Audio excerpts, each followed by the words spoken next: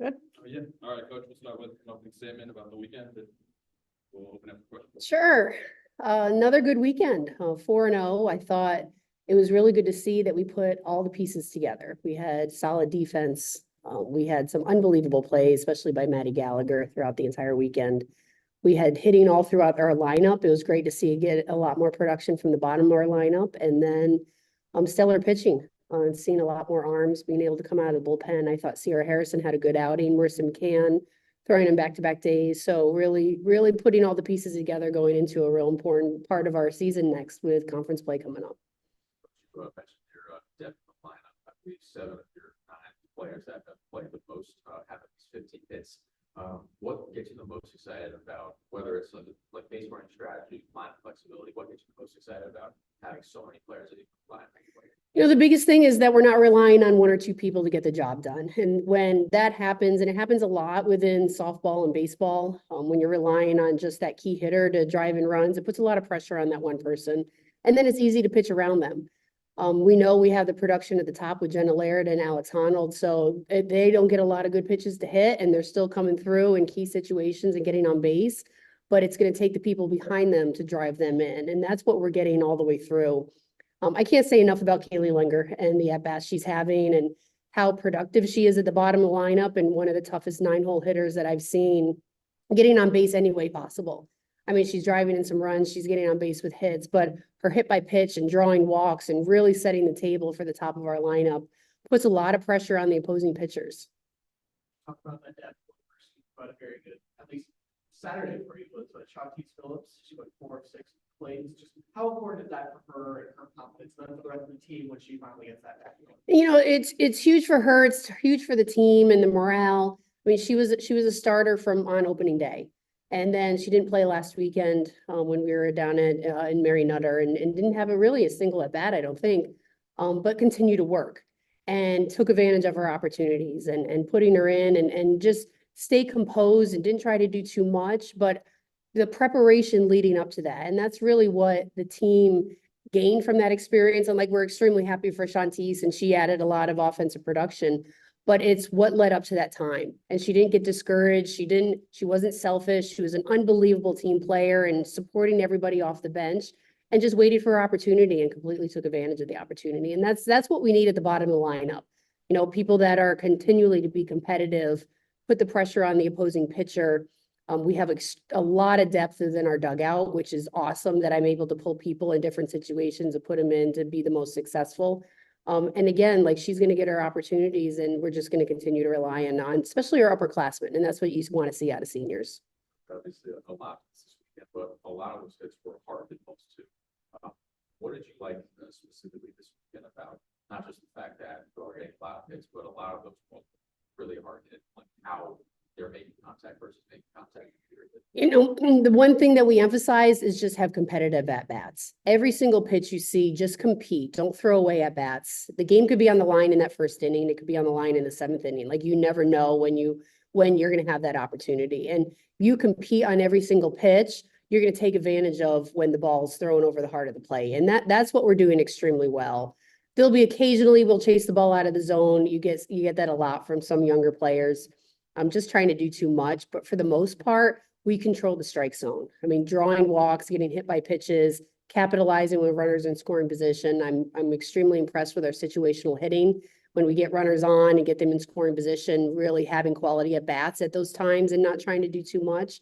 But that's the biggest thing. It's just compete on every single pitch and do what the pitch is allowing you to do. You mentioned in those key moments, I believe it was you hit 432 with 2 outs, 4-1-8 when it was runners in scoring position. Just what do you think would allow your team to not only compete but excel in those moments? We practice situational hitting a lot. Jeff has done an unbelievable job in preparing the team, and you know, they talk a lot about he calls it the important play. So when we have runners on second base, like, it's really important to drive the middle of the field to be able to get that runner to third base, and when you have a runner in third, to be able to score them and doing what the pitch is allowing you to do and not getting outside. What I've seen us do an extremely good job of is having a better approach and staying disciplined to that approach, knowing that Wichita State had an unbelievable freshman that has dominated some teams and having double-digit strikeouts. She throws the ball up in the zone, and having that discipline to zone down and not chase the ball to get her to be better than what she already is. That's really the difference between what I've seen in the past and what I'm seeing right now. And then being able to hit pitches that we know we can handle hard. Talked earlier about how really like that. There's not one batters line. They really rely on statements. In the pitch department, you've obviously relied a lot on Sierra and Tara earlier this season, but Marissa stepped up this week and had a very good performance. How important for you is how important for you is going to be pitching depth, especially with how much Sierra and Tara have shown? You know, it's huge because having 6 pitchers that are getting a lot of playing time and 7 adding JC Cruzy, we have a lot of depth and we have a lot of versatility. So I can rely on if our starter doesn't have it that day or the opposing team, it's just not a really good matchup, I easily can go to the bullpen to pull someone in that's going to give a different look. And I know they're going to be competitive. So it almost makes my job extremely difficult every single day on who to throw because I have multiple pitchers that I could throw in that situation. I'm not having to rely on just 1 or 2 to get the job done and having to ride that horse the entire year, hoping that they continue to stay strong to the end of into the postseason. So we can keep them fresh, we can keep them healthy, we can keep them strong and really try to balance out the workload that we're getting within our bullpen. Marissa McCann is someone that we're going to rely on heavily throughout her career. And she's someone that we're really building the program around. And for her to have the valuable outings that she is right now as a freshman and pulling her out of the bullpen and giving her some spot starts is great for her experience, but also the depth within our pitching staff. Talk about that depth. You played 4 pitchers this weekend. We didn't see the appearance from Taylor Pinnell this time around. Was that a decision on your part? Just didn't see something in the matchups? We didn't need her. And, you know, obviously we need her. So don't take that the wrong way, but the game wasn't on the line and our starting pitcher was doing extremely well. So I want our pitchers to have that feeling, the starters to have that feeling of what it's like to throw a complete game, to throw in the 7th inning. The 7th inning is so hard. And a lot of starters, because they never reach the 7th inning, never get to experience that feeling. So to have a pitcher close a game out and have Krings go the distance is so huge for Krings to experience. I know Pinnell can do the job and she's done it. She has that experience, but also giving our pitchers an opportunity to finish their own game. When I make pitching changes, what I'm doing is I'm evaluating, is the opposing team, are the hitters making adjustments? Is the ball being hit hard? And does the pitcher still have command and control? If the pitcher still has command and control and the ball's not being hit hard, I'm going to leave them in as long as I possibly can to build up their endurance and that experience. And also to save our bullpen, that there's no need to throw someone out there just to throw them when our starter is doing the job. Talked about this season about how it's very close and their consumption for each other.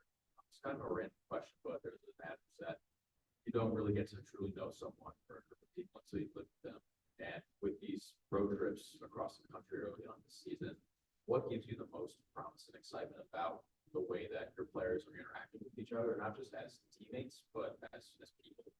Yeah, and that's so cool you mentioned that. And taking a bus to Nebraska, really, it's our first bus trip. And it's one of the few that we take at this level because we're flying everywhere and we charter for conference play. But a lot of that team bonding is built in the locker room. And we were very intentional from day one in September to create that atmosphere in the locker room of respect, of trust, of compassion and vulnerability to be able to share experiences outside the field. And it's really neat to see them build those relationships because when you trust each other in the dugout, you're going to trust each other on the field and you trust each other off the field. And it's those relationships that they're going to have for the rest of their life. And when we go to players' weddings and have alumni day, it's those stories that they remember. It's not their batting average. It's not the key hit. It's not that play. It's the bus rides home.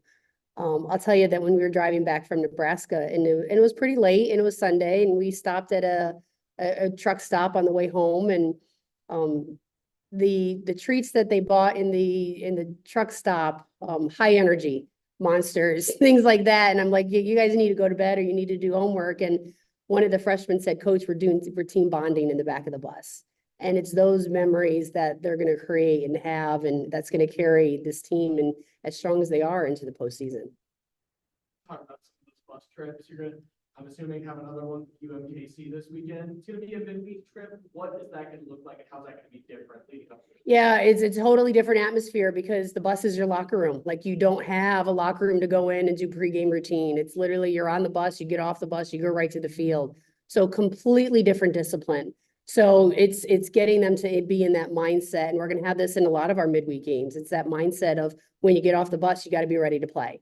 And you don't have that transition of being able to collect yourself. So, you know, bringing that to their attention this week in practice and making them aware of that's the structure that they're going to have.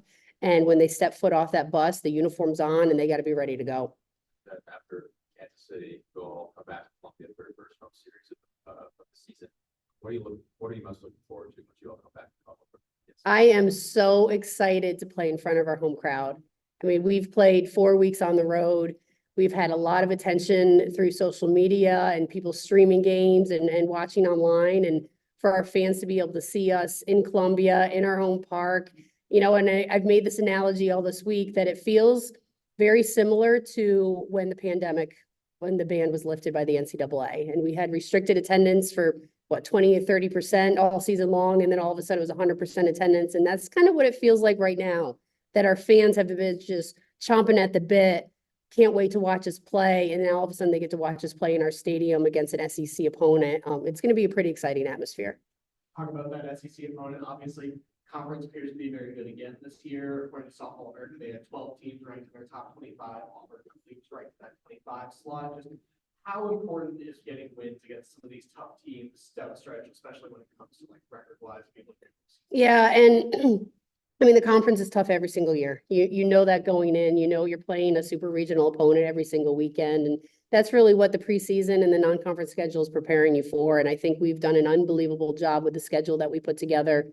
I'm extremely impressed that the RPI came out yesterday and we were 4th in the country in RPI. And I think 2nd in the conference in terms of strength of schedule. So we prepared for this gauntlet that we're going to go into. You know, the philosophy of the program has always been, we don't care who we play. So we can't change our mentality or philosophy going into a conference weekend. It's just another team and just another field, and the ground ball doesn't care. But you played tough competition that there isn't anything that anyone can do that we're not prepared for. And they just have to continue to go out and play Mizzou softball.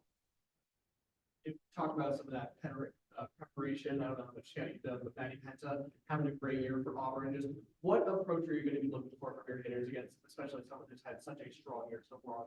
Yeah, and Penta is someone we've named our pitching machines in the stadium Penta. So when we turn the velocity up to 70, 72 and up in the zone, they literally say we're facing Penta today, and that's been the case since January. So mentality wise, they're prepared. She's an unbelievable pitcher. She's an All-American, and she throws very high velocity, throws the ball up in the zone, and has a great changeup. So really, really tough to hit 2 different speeds at that velocity. We have to control the strike zone. If we chase the ball out of the zone, she's going to have a really good day. So it's making sure that we're swinging at good pitches, not making her better than she already is, and just controlling what we can control. Any questions on Zoom? Anybody? Larissa, you know, we've talked so much about obviously playing at home. I know you love that. You guys love playing at home. What makes the Mizzou softball fans, the Mizzou softball stadium so special in your years of experience? One, the atmosphere that's created by the stands in the stadium. I've talked to a lot of different opposing coaches across the country, and I've asked what are some of the toughest places to play. And when they say Mizzou softball stadium, because it gets so loud, and I think it's just the design. And the stands feel like they're on top of you. You have the berm, so it keeps all the noise on the field, and it provides so much energy to our players. When you hear that MIZZ chant going throughout the entire stadium, it lifts and empowers the players, and it totally muffles the opposing team. It provides so much energy, and it's such a great atmosphere to play in. You know, and the energy that it's brought. And we have a couple new additions with a scoreboard for the people on the berm to be able to see, and a new video board. So it's just going to be a very electric atmosphere. Have you seen maybe some of those older girls kind of telling the freshmen, maybe some of the transfers, like, hey, this is what it's like. This is what you're going to expect this weekend? You know, when it really started going into Nebraska and knowing that they've sold out their season tickets and they draw extremely well. So it was a great situation for us to experience a different venue with a larger crowd. You know, it's great that we're opening up SEC play at home, because it's going to be something that our players and our young players are going to truly relish and experience and take with them for the rest of their lives, so that when they do go into a opposing venue, they don't feel that same intimidation, that they're going to feel that their fans are on their side. But yes, I do believe that the upperclassmen have given them a heads up on what it's like on game day in Mizzou softball stadium. All good? Thanks, everyone. Awesome. Thanks, Coach. Thanks, Coach. Thanks.